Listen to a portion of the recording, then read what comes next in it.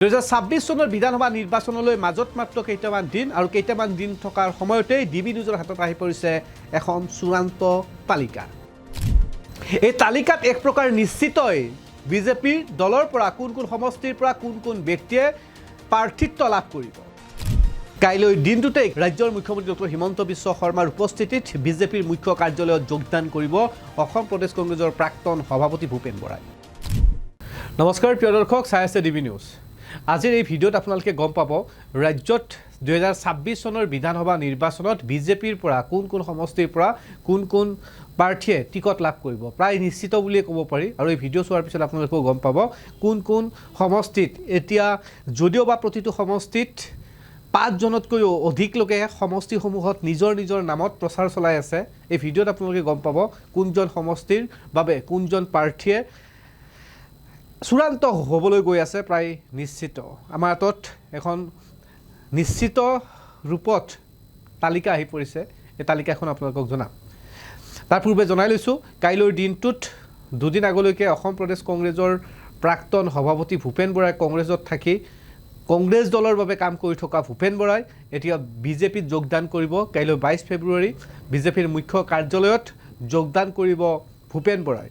এই যোগদান কাৰ্যসূচীত উপস্থিত থাকিব ৰাজ্যৰ মুখ্যমন্ত্ৰী ডক্টৰ হিমন্ত বিশ্ব শৰ্মা। ইয়াৰ উপৰিও কেন্দ্ৰীয় গৃহমন্ত্ৰী অমিত শ্বাহ। শেহতীয়াভাৱে অমিত শ্বাহৰ সৈতেও এক বিশেষ সাক্ষাৎকাৰত লগ হৈছিল কইনাধৰাত মহানগৰীত কইনাধৰাস্থিত বাসগৃহত অমিত শ্বাহক লগ পোৱাৰ পাছতেই ভূপেন বৰাই অমিত শ্বাহৰ গুণ গাইছিল, পঞ্চমুখ হৈ পৰিছিল। অমিত শ্বাহৰ গুণগান গাই ভূপেন বৰাই কৈছিল যে 32 বছৰ ধৰি কংগ্ৰেছ কৰি তেওঁ যি সন্মান পোৱা নাছিল, 32 ঘণ্টাত বিজেপিত যোগদান কৰাৰ পিছত সেই সন্মান পাইছে। অৰ্থাৎ কেন্দ্ৰীয় নেতৃত্বৰ পৰা ওচৰৰ পৰাই অমিত শ্বাহৰ দৰে এজন ব্যক্তিক তেওঁ সান্নিধ্য লাভ কৰিছে বুলি উল্লেখ কৰিছে। আৰু অসমীয়া জাতি বা স্বাভিমান জীয়াই ৰাখিবলৈ হ'লে অমিত শ্বাহৰ দৰে এজন ব্যক্তিৰ খুবেই প্ৰয়োজন আছে বুলি ক'লে ৰাজনীতিত। তেনেধৰণে মন্তব্য কৰিছিল ভূপেন বৰাই। এতিয়া আহিছোঁ আজিৰ প্ৰতিবেদনত আপোনালোকক জনোৱা মূল বিষয়টো, কোনটো সমষ্টিৰ পৰা প্ৰাৰ্থী চূড়ান্ত প্ৰায় নিশ্চিত, তেওঁলোকৰ নামসমূহ আৰু সমষ্টিৰ নামসমূহ ক'ব লৈছোঁ।